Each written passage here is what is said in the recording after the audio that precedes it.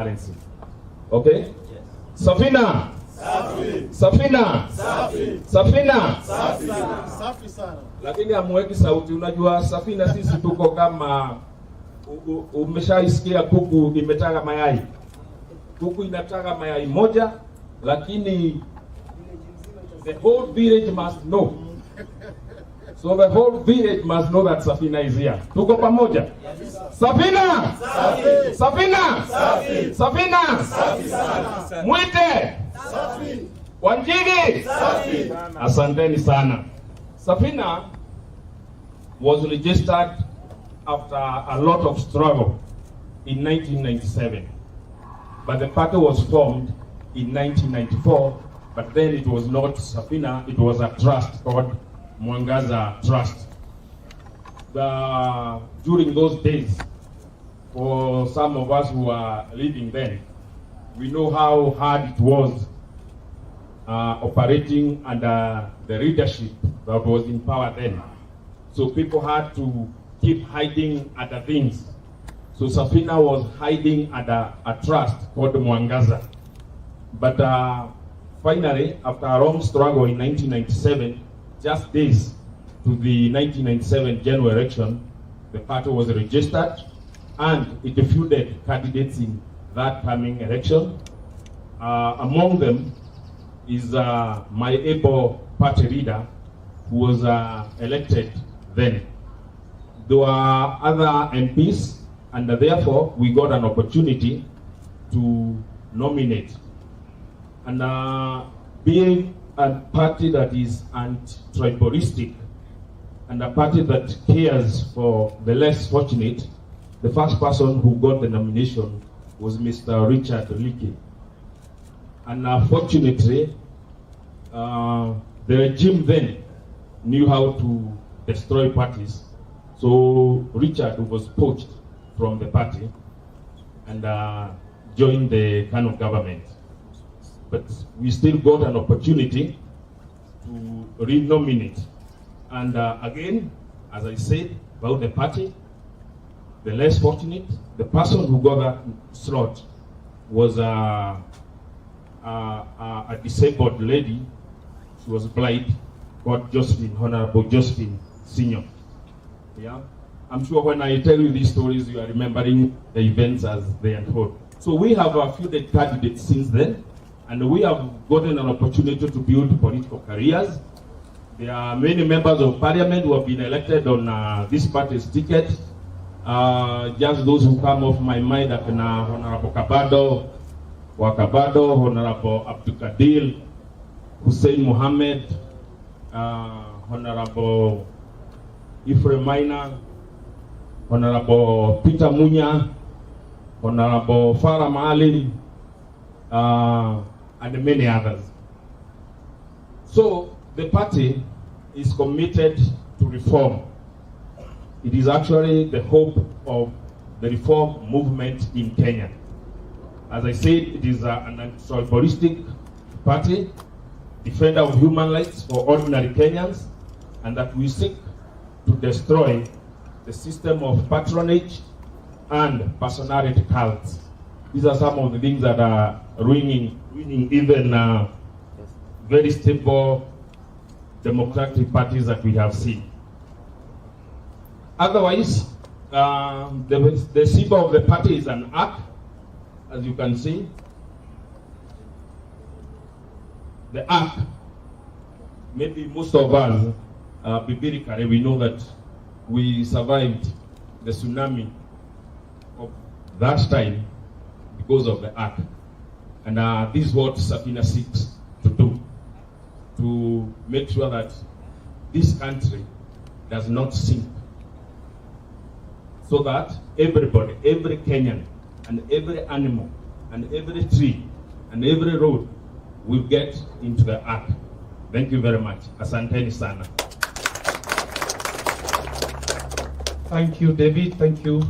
I think up to this juncture, we have been given the full history of where Safina came from. We now have full information, comprehensive information, so that we can now decide to work with our party leader and our chief guest. I will call upon an official from Kisii who is also a candidate, and a chairman from Kisii, and an NP candidate from Nyaribari Masaba, Mr. Nicholas, to also give out his remarks. Thank you.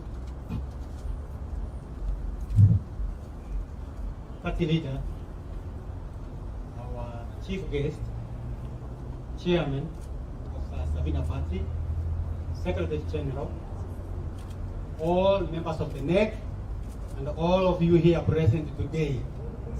It is such a wonderful day to be here today. Jimi, welcome.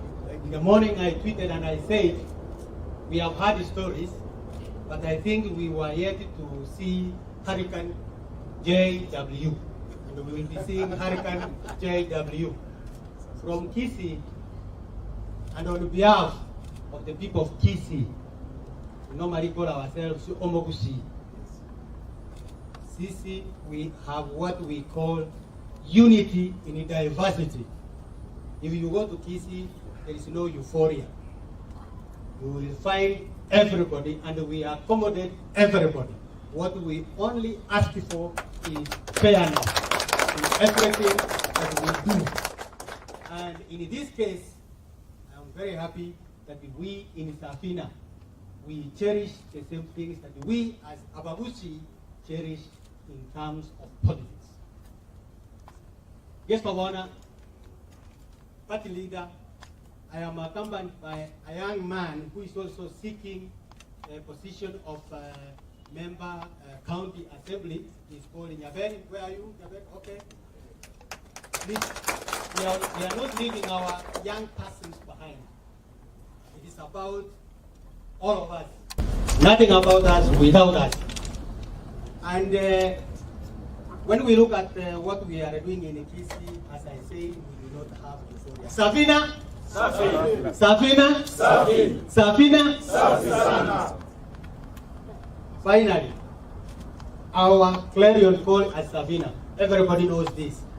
And I would have expected this to come from the SG later on. All Kenyans deserve what? They deserve a chance. Party leader, I know at one point, sir, I used to occupy 7th and 8th floor of electricity house, and you were on 50th floor. And when the history of the party has been said here, I know what it means. We were just spectators, but we know what you went through in order to get Kenya to where it is today. And that today, we can be able to talk the way we are talking because we know there's nobody else looking at us to find out what we are saying. Kwa hivyo, we look forward for our Hurricane JW on the 21st, kule kwingine. For today, and in the interest of time, I would want to leave there and say, Safina! Safina! Safina! Safina! Safina! Safina! Asanteni sana.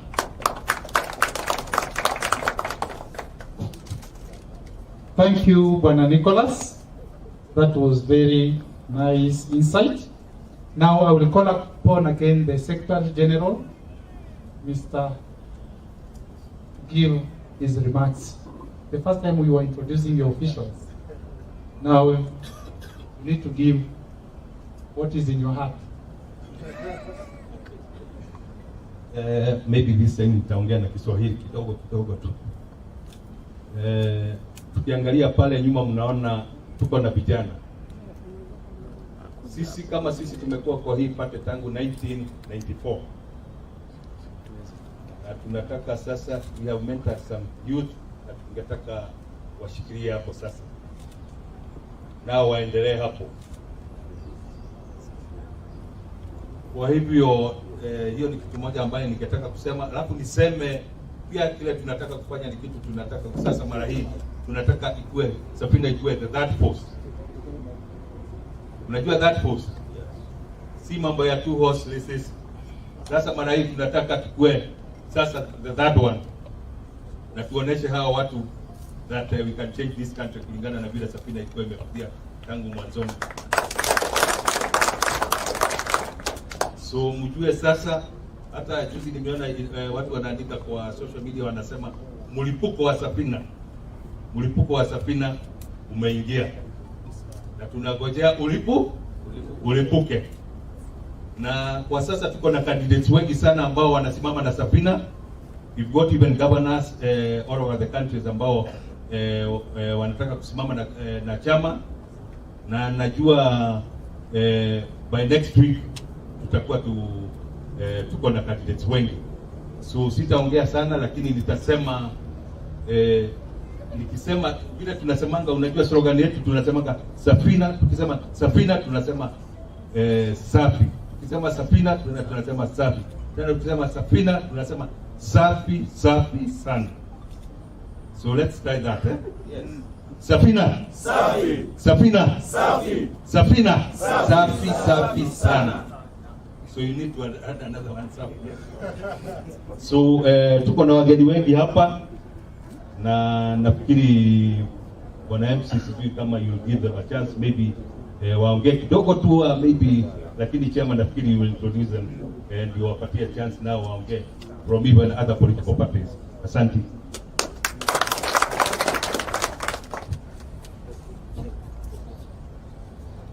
Thank you very much, Bwana SG. Now, I'll take this opportunity once again to invite the party chairman, the able party chairman, Mr. Duncan Nyar. Karibu. Thank you, Bwana MC. Safina. Safi. Safina. Safi. Safina. Safi sana. Asanteni sana. Bwana party leader, chief guest Jimi Wanjigi, all members of NEC, all distinguished guests, members of Safina, good afternoon. Good afternoon. Amjambo. Asanteni sana. As you've heard, my name is Duncan Nyar. I'm the national chair of Safina. And today, you can read from my face, I'm a happy man. A happy man because the dream of Safina that was started by, among others, our party chair, is about to be finally realized. I think I will start from what Safina stands for, because it's a party that has been here since 1994. And some of us young people might not appreciate the tenets that built Safina and why it has withstood this test of time. Parties in this country are special purpose vehicles for elections.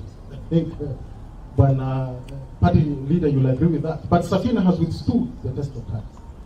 Safina is based on three main tenets: social liberalism, social democracy, and what we call civic nationalism. Simply put, Safina was created to ensure there is a social fabric and identity of us as a people of Kenya, that coupled with individual rights, civic rights, and civil liberties. The second tenet was political rights and freedom. And the final is economic rights and freedom. From the history of this country, we can see we have achieved quite a lot of the first two. Beginning from independence, getting self-rule, that's some form of social liberalization. The new constitution opened up space, introduced civic rights and freedoms.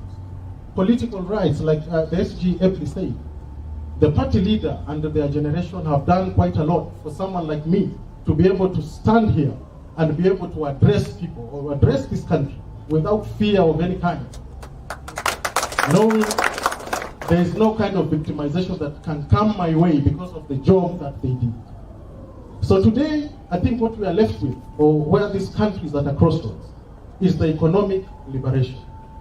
And if you have followed what our chief guest has been advocating for, he's not a novice in politics. He's not a novice in business. He's an experienced businessman in this country, accomplished and successful Kenyan, who we are proud of. Okay? So if you have followed him, even his political activities, he's advocating for economic freedom or rights and freedom. And that is exactly what we as a party stand for. So as this union goes, it is a perfect match that easily fits in all these tenets. So I will just say one thing to our chief guest. Karibu nyumbani, Karibu Safina. The second thing, I want us not to forget, because we tend to be, or maybe to forget something sometimes. Bwana Party, allow me, on behalf of all Kenyans, to sincerely thank you and your generation for the struggle that you did in this country to ensure there is political freedom and people like us can be able to exercise our democratic rights without any fear of reprisal. Sometimes you don't do that enough. Tupigie makofi. Finally, because of time, I wish to send a clarion call to the rest of the Kenyans. You know we are the people of the Ark, and you know what the Ark does, yes? Or what the Ark did. Come and join us for this economic revival. We have an economic turbulence, party leader and chief justice, and we are providing an option that all of us can join in the Ark, come together to survive this turbulent economic environment. Otherwise, thank you very much. Na Mungu awabariki. It is now my humble civic duty to officially introduce the new Safina member and officially welcome him to the party. That's the duty of the party chair, and I will not abrogate. Chief Guest, please come to the front, and SG, please join me, if you may.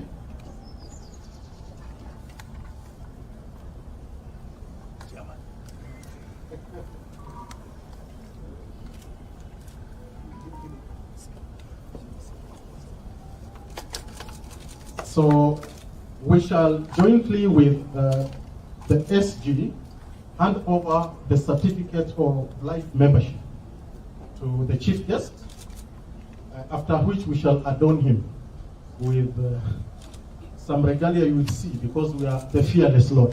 Thank you. Makofi.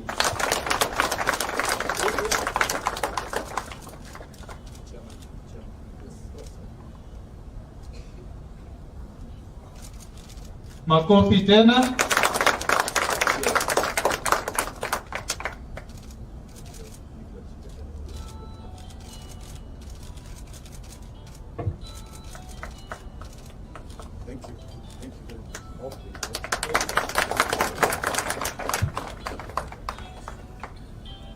Okay, thank you so much for that session. I'll now call upon the party leader to make his remarks to us, the delegates.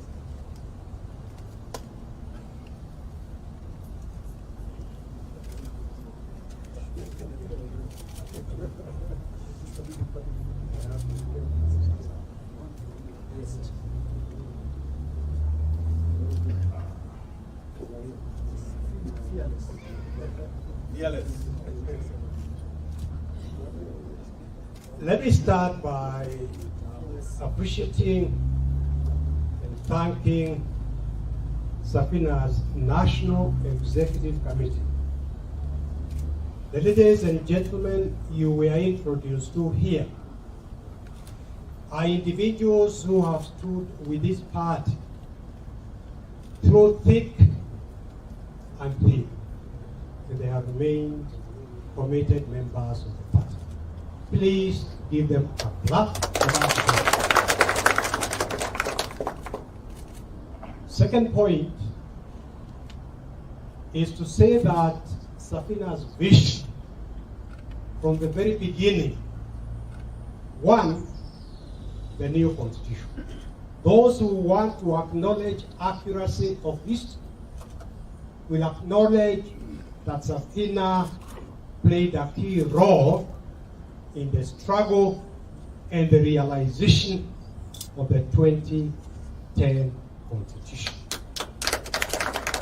We remain happy about that. But more importantly, as far as Safina is concerned, the 2010 Constitution was not and is not an end in itself. The 2010 Constitution was a means to an end. The end being the realization of socio-economic empowerment of every Kenyan. That is the destination we want to get.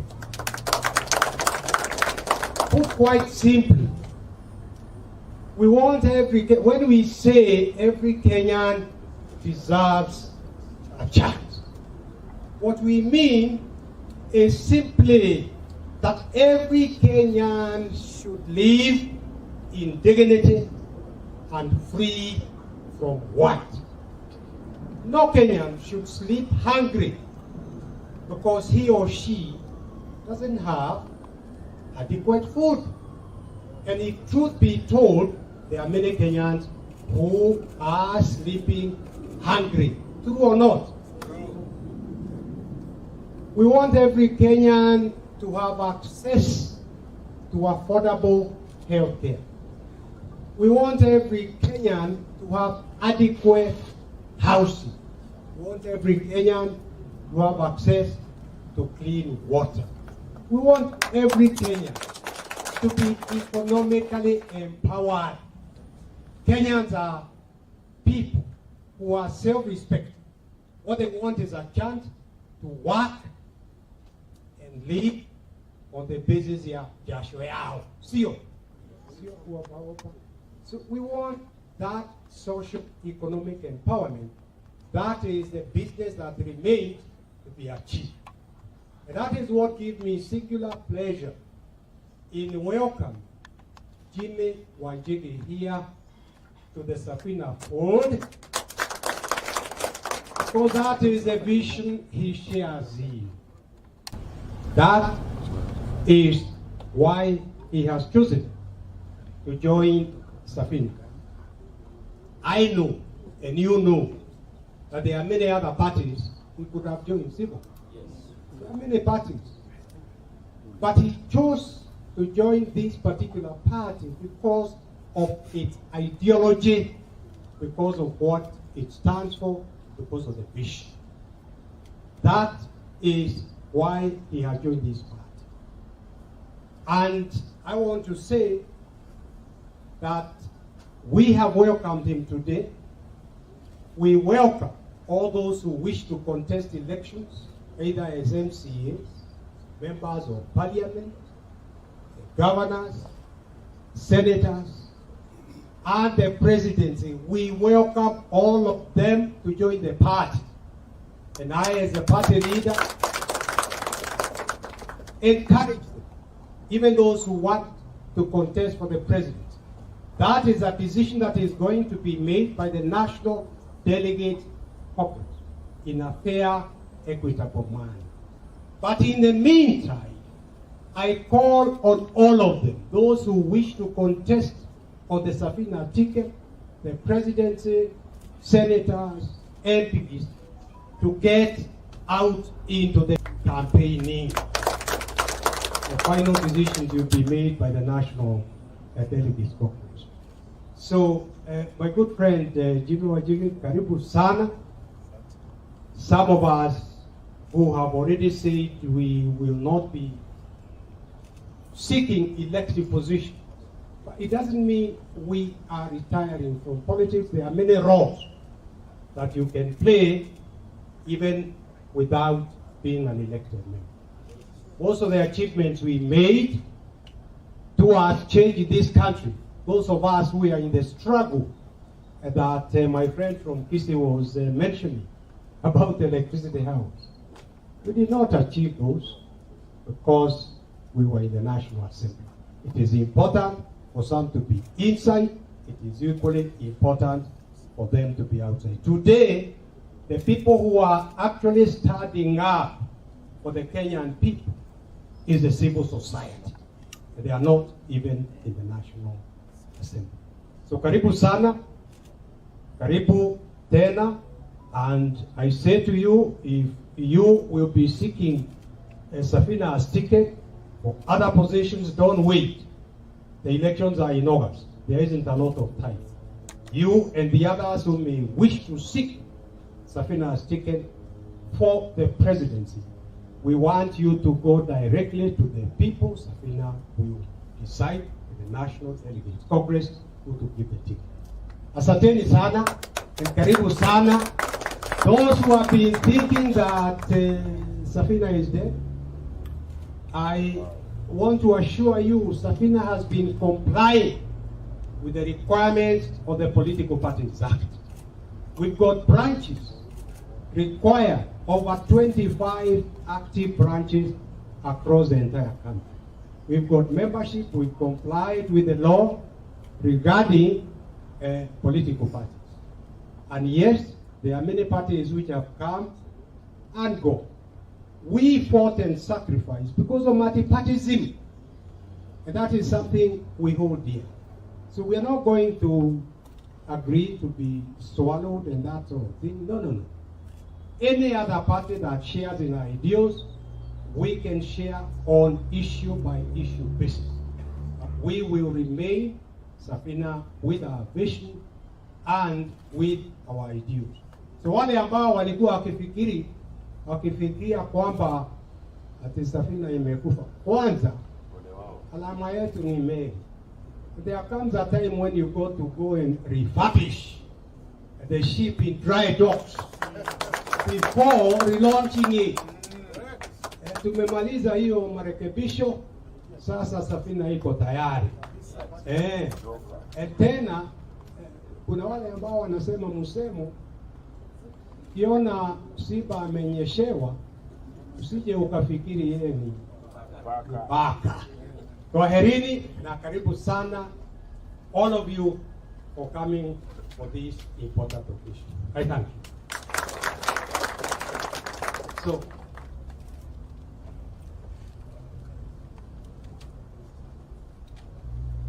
my pleasure now to invite Jimi Wanjigi, who is a man of courage, a man of commitment. Jimi Wanjigi sio mtu wa kubabaishwa, na hata nyinyi mmejionea sivyo? Kwa hivyo akichukua msimamo, you can take it to the bank. He is not going to change.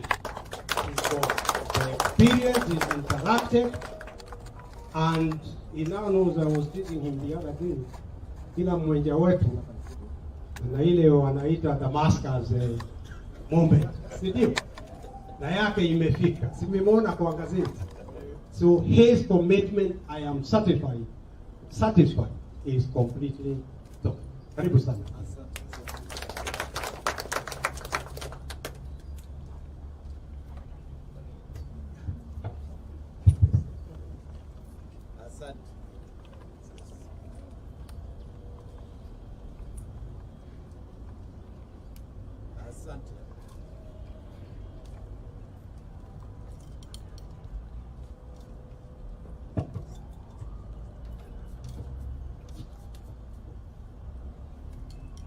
Asante.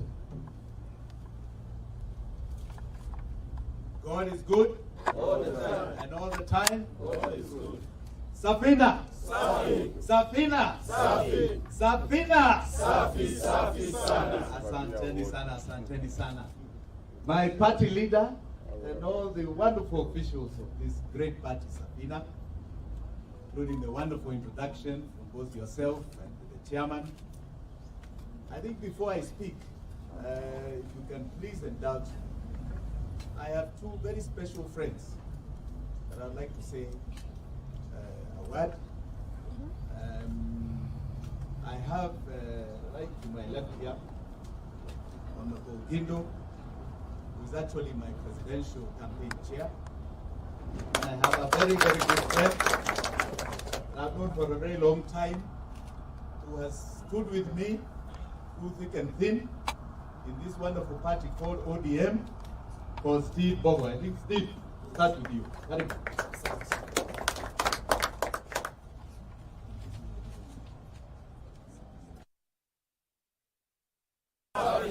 Safina. Safina.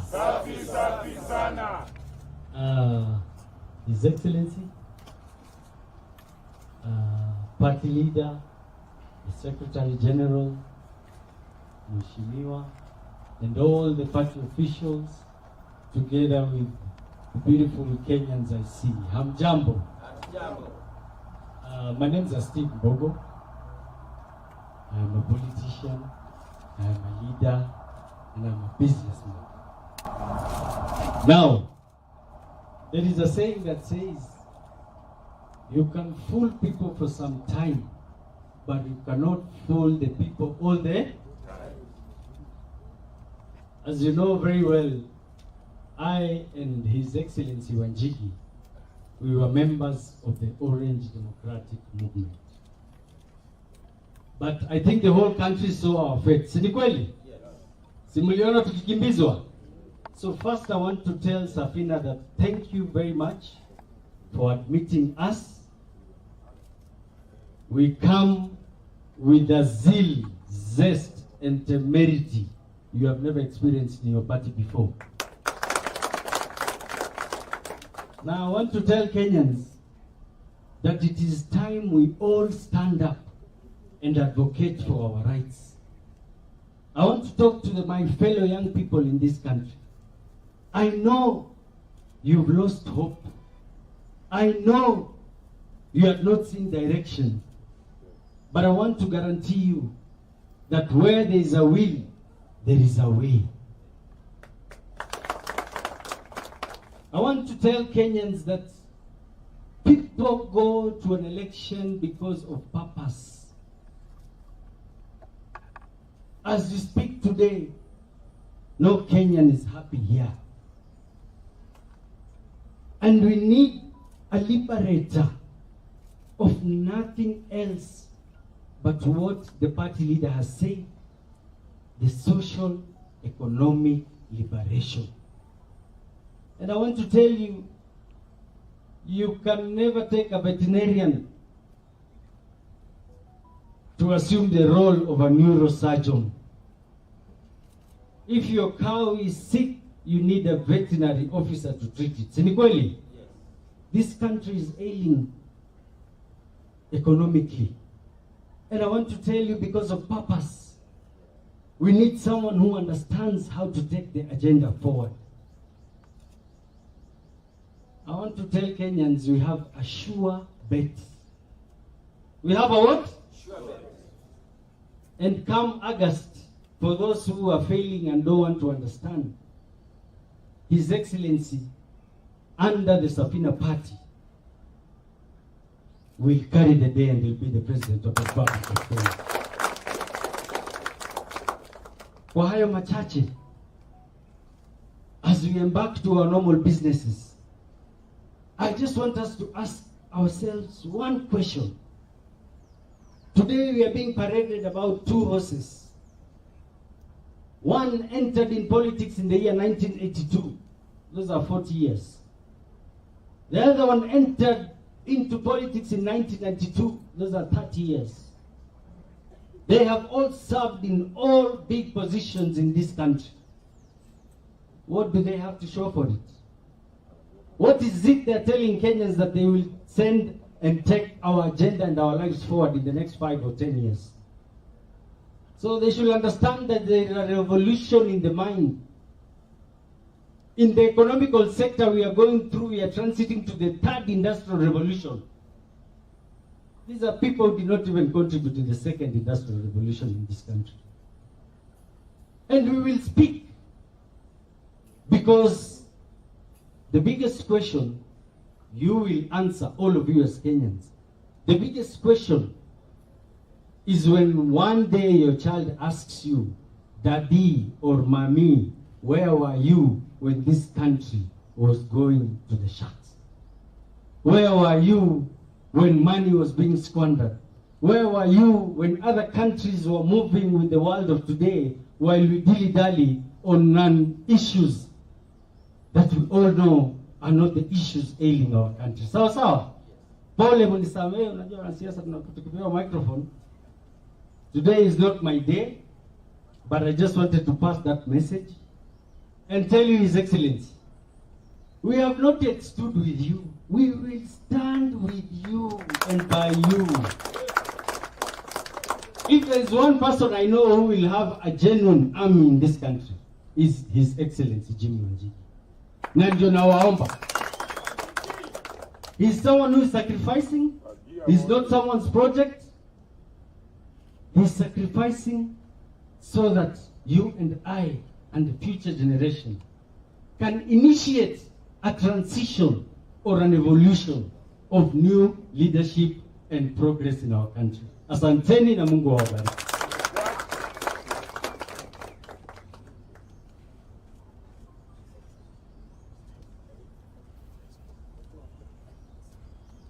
Thank you very much, Your Excellency. Party leader, sir, let me take this opportunity to thank you and applaud you for the legacy you have in this country. I am happy to be associated with Safina today at the invitation of my friend, His Excellency Jimi Wanjigi. And I came very boldly because I know the credentials of the party leader, Mheshimiwa Paul Mwita. And for those who may not know, we will not be celebrating these many parties if it wasn't for the sacrifice that the party leader made. And I celebrate you. I have come here to be a witness that eventually my friend Jimi Wanjigi has found a home. I saw him in the wilderness and I sympathize with him. And as the party leader of Green Congress of Kenya, I offered to provide him shelter. Yes, you did.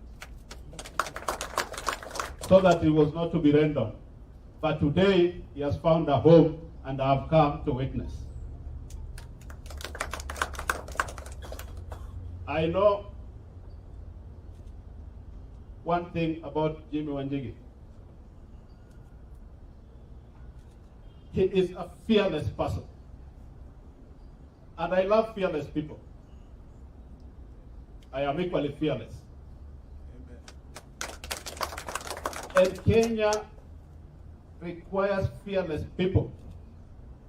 Young or small, old, women or men, please have the courage to step forward and save your country, Kenya.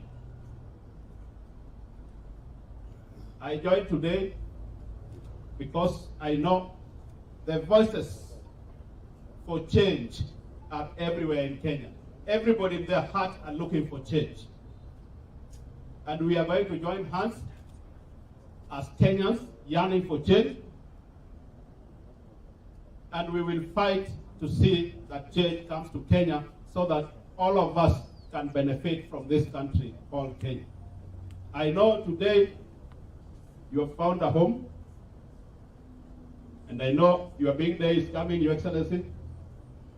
We look forward to your big day, and I know we will work very, very closely to see that this dream is realized for the benefit of country, beloved country called Kenya.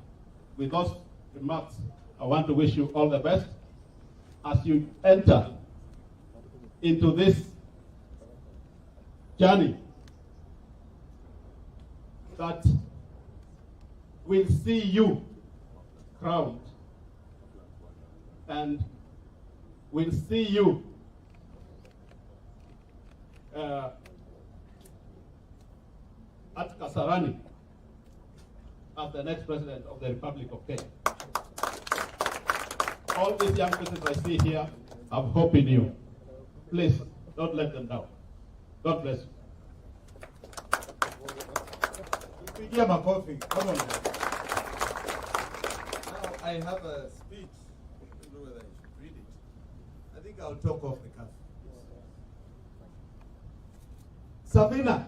Safi. Safina. Safi. Safina. Safi, safi sana. Najua wengi wenu. Magia wote. Hiyo ndio mnaijua na tutaileta hapa. Unajua sasa sisi ni wageni. Tuilete. Tutaileta. My party leader and all the officials of Safina, ladies and gentlemen, I want to thank you for coming to witness what to me is a very important journey in what I call the next phase of our political safari. We were in a home called ODM, and as I said publicly for a long time, that was the party that I first ever joined in 2018. Otherwise, I had not been part, I had never taken membership in any party. So in 2018, I joined ODM, believing that our ideology, our policies, especially espoused in the election of 2017, were still in sync. In 2017, if you remember when we got together as NASA, we talked about canon. And the canon that we envisaged for Kenyans was a canon away from what we termed as the oppression and backward policies of the Jubilee government. I think we were very clear. I also believe, because some of us suffered greatly, as you've heard being espoused here, you know, you young people, I don't know kama munajua historia. Unaona Paul Mwite hapa. If you want to know fearless, let me tell you, that's the man there. In those days, you could not meet like you're meeting here. In those days, you had a gathering of just a few people in your office, and you were raided. So when you talk about the freedoms you are enjoying here, for the Uhuru you have, give him a big hand. We believed fearlessly in 2017 that we had to get away from the oppression of this Jubilee government. I was astounded when after we were just here at swearing in, the end of January, that my party leader in March goes to shake hands with the master oppressor Uhuru. Mimi nilistuka. Nikasema, maybe this is politics which I don't understand, but I pray it is about ideology. I think we have waited 4 years. And even Jimi Wanjigi, who has been one of the biggest supporters of ODM and even of my party leader, unaona vile nimekuwa oppressed out at Kasarani. Umeona hiyo? I was oppressed out.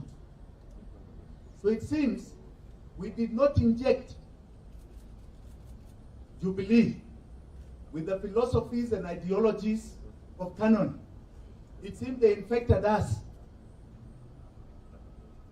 with the bag of oppression. Ile ambao tulikuwa nasema hatutaki. We are now at a very critical stage in this nation. We are the ones who articulated the revolution. The revolutions that have been there were at independence. And it had its heroes and warriors. We had the second liberation, where my party leader here, and even my former party leader, Raila Odinga, were heroes and liberators of. Now is the third liberation. And as you can see with Paul here, anataka kiti. He knows his work in the front for the second liberation was done. Now he can be wisdom. He can be the man we go to ask him, hapa mulipita namna gani? Hapa namna gani? How did you go through this corner and that corner? How did you achieve greater heights? And in Safina, how did you make it sail against the greatest floods? But you can see, he's saying, because he knows this is a different revolution. It is a revolution that was espoused a long time ago, but has never been actualized. It is articulated in the 2010 Constitution he's talking about. Article 43 is very clear on the social economic rights due to all of us as Kenyans. Water, sanitation, housing, education, medical, the right to a dignified life as a Kenyan. It is there. But people have done something different in implementation. Now we are saying, and we are very clear about this as I come into Safina. Mine is what you call in Kikuyu an Itweka movement, an Itweka time. Itweka, for those who don't know that word, was when one generation, the younger one, overthrew the older one because life had become untenable. Now I see a very young audience here. Are you happy with the way life is? No. Are you happy? No. Can you see a future? I want you to see it now. I want you to see it in Itweka. You are 76%. You are 76% of the population of this country. 76% is under the age of 37. As my party leader stood, even when you had the first multi-party election in 1992, he stood with a great man called Jaramogi Oginga Odinga, even against his own Kikuyu candidates in Mwai Kibaki and Kenneth Matiba. He has espoused nationalism in this party. That's why you can see the party officials. They come from the length and breadth of this nation. I am a believer of that philosophy. That's why I was in ODM. And that's why, one of the reasons, I am here in Safina. The young people have one tribe. One. That is your young. Your young. Na nyinyi ndio mwenye nchi. Nyinyi ndio wenye nchi. Na mshike vizuri. Because I don't think you understand your power. This is your Itweka movement. And it is beyond the traditional tribes that are articulated. This is your moment to rise up and say it's about us, not about them. Repeat after me. It's about us, not about them. It's about us, not about them. That is where you are. And I call upon all of you in the length and breadth of this nation, no matter how you have grown up, to seize control now of that future. To hold it in your hands and say no more. It's about us, not about them. It's about us, not about them. That is where we are. I am not in your age bracket, but I am fresh. I am fresh. I am not tainted by being anywhere in the political arena other than being behind. I am clear. That's why I came up with the slogan, Fagia wote. Fagia wote. Kabisa, tuwe safi. Tuomoke pamoja.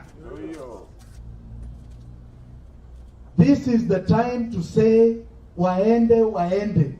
Are you not tired? Kuona watu. The elections sasa wanaenda to cut deals in sijui which offices na street houses here.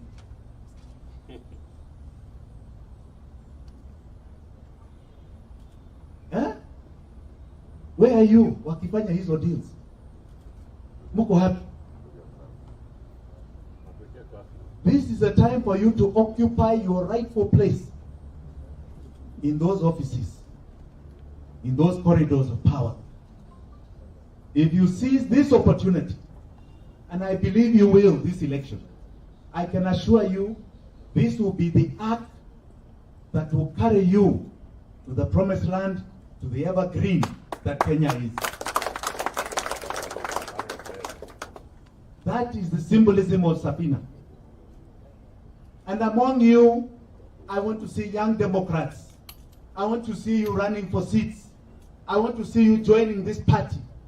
many and many aspirants, take control. This is our vessel. And let us use the flags that are coming to fagia wote.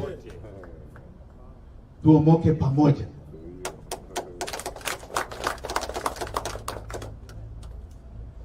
On this journey, let me be very clear. I think you've heard my party leader speak. We have, I understand, an NDC on the 21st of this month.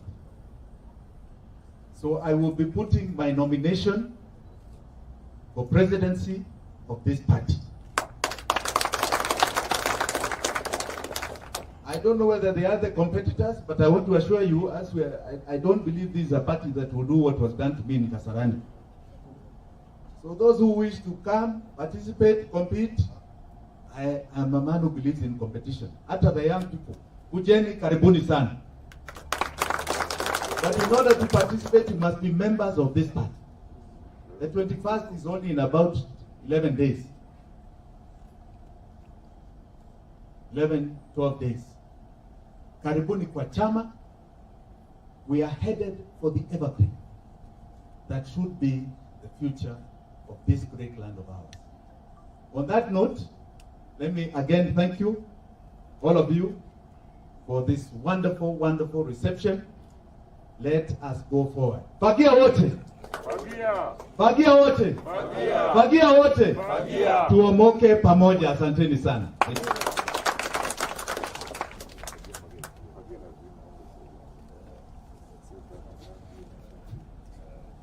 Let's give our chief guest a round of applause. Tumpigie makofi kama dakika moja. Thank you very much. Chairman.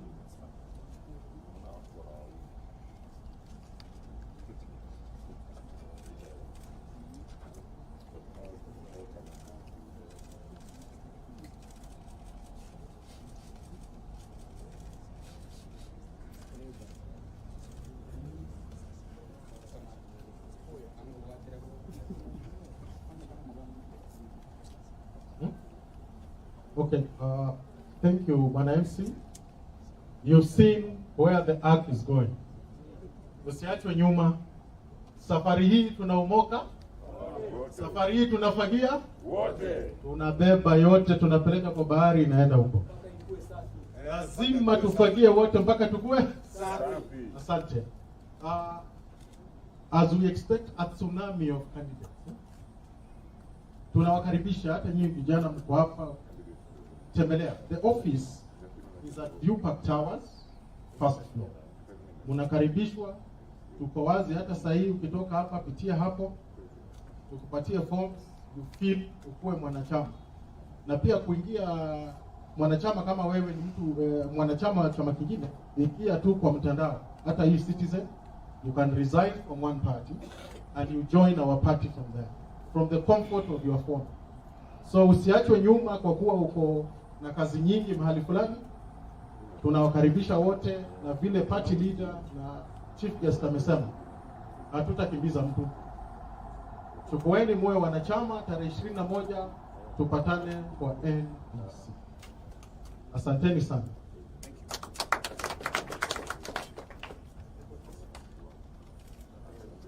Questions? Yeah, so maybe we'll give members of the press an opportunity to pose a few questions. Maybe, yeah, I'll ask the party leader and the chief guest to join me here. So for purposes of order, I will request maybe you raise your arms and then I can moderate this session. Thank you. So you'll start by introducing yourself, tell us the media house, and pose your question.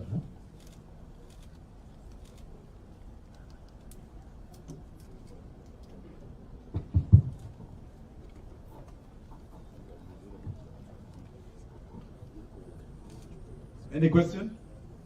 Yeah, there's one. I'm Herman from M-pesa TV. My question maybe goes to Mheshimiwa Mwite. maybe will also be answered by Jimi Wanjigi. Today is actually the 9th of March. It actually marks exactly 4 years after the handshake between Uhuru and Raila Odinga. Maybe as a country, what do you feel might be some of the achievements in this handshake period?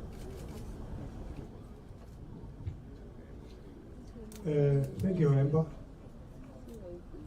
As far as Safina is concerned, we would like to place our trust, our confidence, not in individuals, but in institutions. Point number one. Point number two, which I want to make. When you listen to the explanations that have come from the president, it is like he is rewarding people not to cause chaos. And I'm not convinced that that is the way to go about things. People should, of course, associate, because associating is good, but on the basis of what you are going to do for the people of Kenya, all of them, not an individual. So I have found some challenges, some difficulties in accepting the explanation that if I threaten violence, I make things impossible, then you reward me by making arrangements with me. What president are we setting? So that is a challenge to my mind. Yes, people can associate, but don't ask those of us who may have a different view to join you on that particular agenda. Thank you. Thank you, Party Leader. I think I fully concur, not even think, I fully concur with what my party leader said. But let me add one or two things, because some of us were privy to some details. On this day, 4 years ago, that is correct, the handshake took place. And after the handshake, my party leader met immediately after.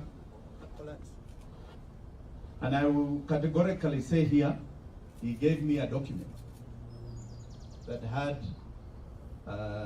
some agendas that they had both signed. Among those were two things I would like to point out. One was that those who had lost their lives, because there were many people that had lost their lives out of police bullets in the 2017 election, would be fully compensated financially, including, as you remember, people like Baby Ben. As of today, that has never happened. That has never happened. The second was the intolerance to corruption. That was an agenda that was going to affect all of us. But it is still in these 4 years that we saw issues like the COVID billionaire scandal. So I don't think, according to my barometer, we tamed corruption. Now, I repeat here, just as my party leader said, when individuals meet, if they are not backed by an ideology, a philosophy, a direction, you have a problem. My party leader went to meet without any consultation with his generals as to the terms of engagement. We have yet to understand what was to the benefit of the struggle we had in the journey to come. So it's illustrative. 4 years later, we are right here, and some of us are saying, Abana, we have another direction we are going. I think that answers something.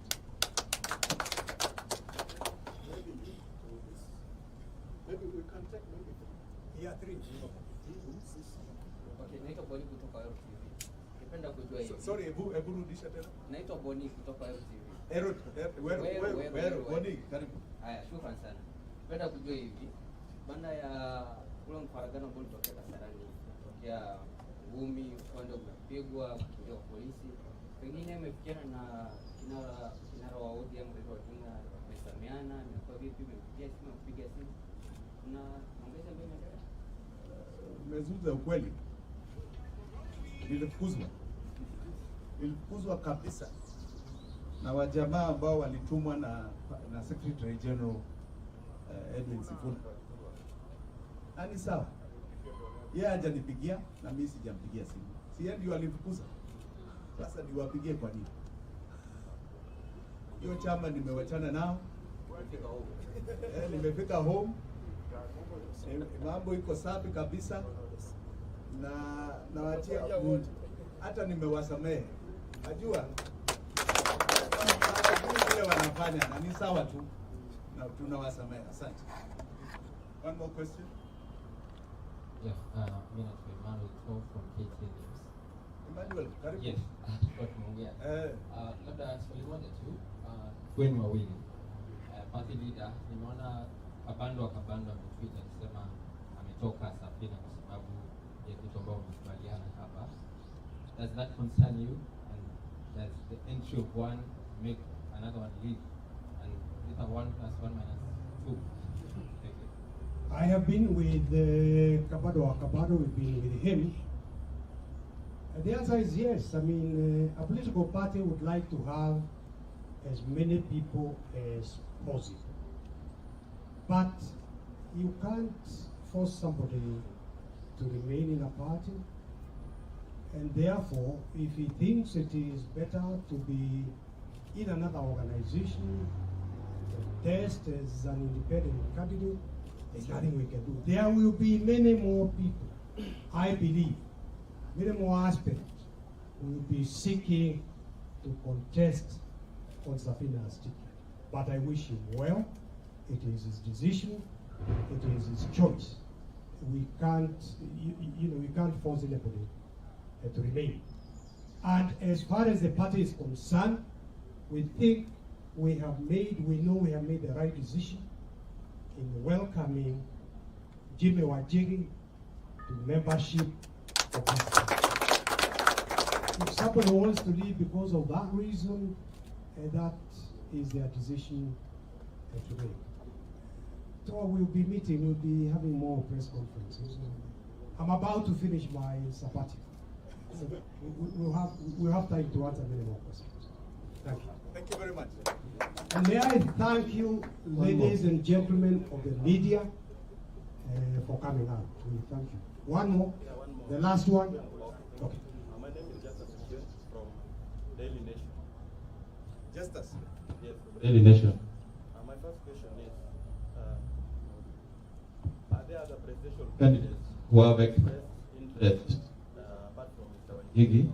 The second question is Safina planning to enter into coalition with other parties, or how are you going to win the election minus coalition? The last question, in 2013 when you ran for presidency, you became number 8 out of 8.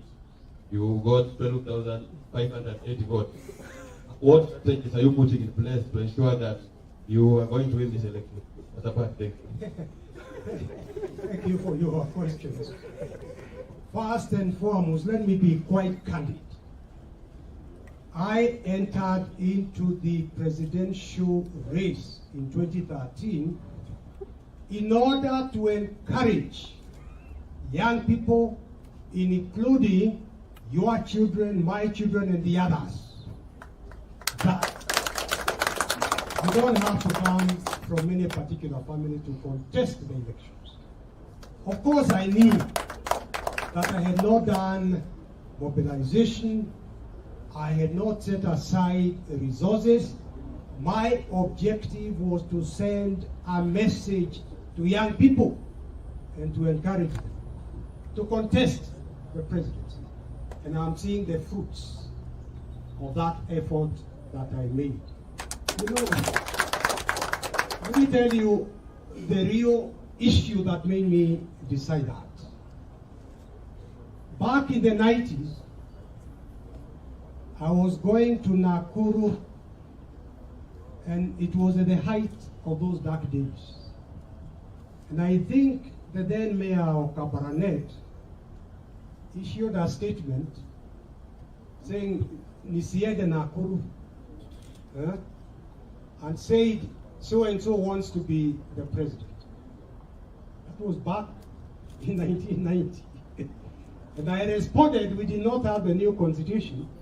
It's the old constitution which had been amended to stop Tom Mboya from contesting the presidency, raising the age. And I think it was 36. If you are below 36, you couldn't contest the presidency. So I answered back in 1990 that I was over 36 and therefore qualified to contest the presidency. That was back in 1990. You know, even dreaming of contesting the presidency was equivalent to treason. So that is why I contested the presidency in 2013. The Kenyan people had the right to elect who they elected. I had the right to contest. So both the Kenyan people were winners and I was a winner. The fruits of what I did are now there. You are asking what things we are doing now. Right now, it's only Jimi Wanjigi who has expressed interest to contest the presidency on a Safina.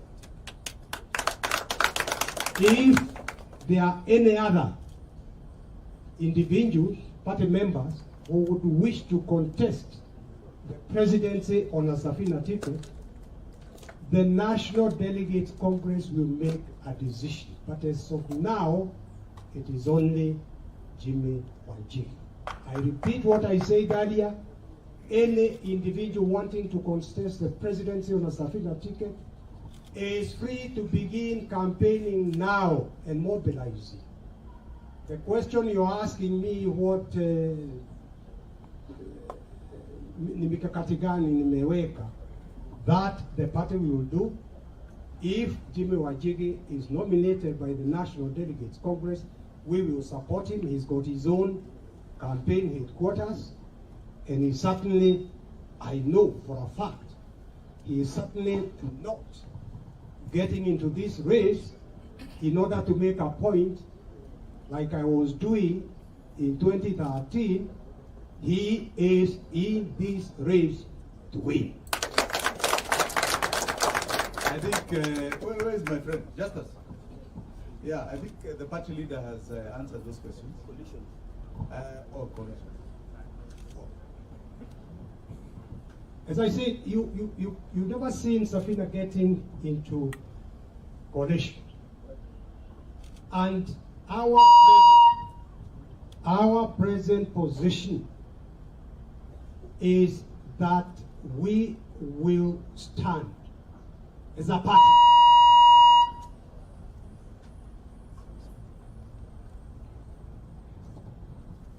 We will stand as a party.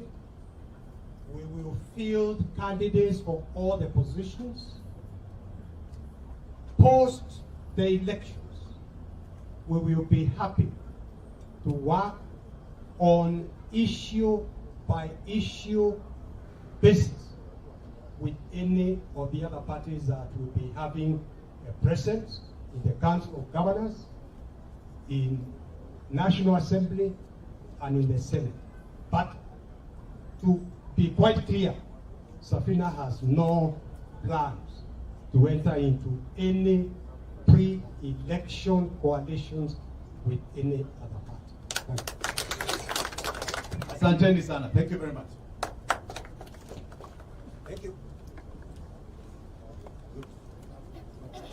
Thank you. Okay.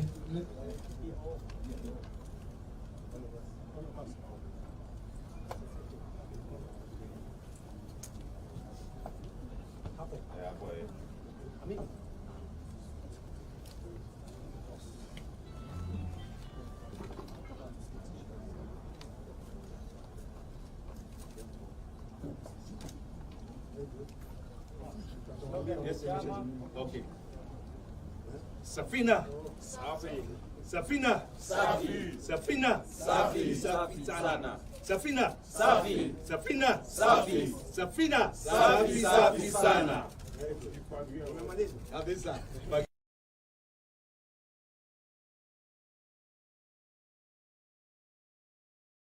Thank you, thank you, thank you. Thank you. Thank you. Before we leave, kindly, before we leave, kindly, I would like to invite Martha, the Vice Chair, to come and give us a word of prayer, vote of thanks, and then word of prayer. Kindly.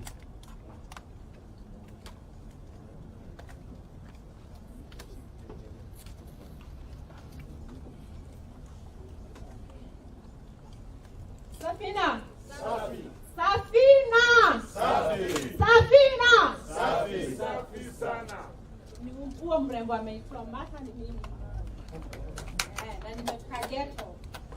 Pia ghetto tunakuja kwa na warembo kama sisi. Okay, nimeambiwa ni peane vote of thanks na shukuru God kwa kutupatia hii nafasi leo na tuna welcome our newest member. Jimi, feel at home. Thank you. Na tuko pamoja na tunasema hivi tutasonga pamoja kwa siasa safi. Kwa pamoja tukifagia wote kwa siasa safi, sio siasa kutoka na matope. Members of press, members of NEC, party wetu wameenda. Tunawashukuru nyinyi wote kwa kukuja na tunawakaribisha tena na tena. Tukikuwa na any event kwa karibu na mfeel at home. Na tunataka vijana sana. Mavijana mko? Muko? Tusonge pamoja, tuwafagie hawa zae. Acha niwaite hivyo, poleni leo acha nitumie. Hawa zae wametukalia sana. Tumezoea kuambiwa ati sisi ni viongozi wa kesho. Tukatae hiyo tuseme sisi ni viongozi wa saa hizi. Sasa. Asanteni sana na karibuni tena na tena. Baba, tunakuja mbele zako kushukuru kwa siku ya leo. Asante sana, imekuwa siku ya kupana na tunaomba Baba utaenda na sisi, usonge pamoja na sisi tukiendelea katika hii safari. Kirudi makwetu tunaomba uende na sisi na utupatie journey masses na tukue na afya nzuri. Amen. Thank you.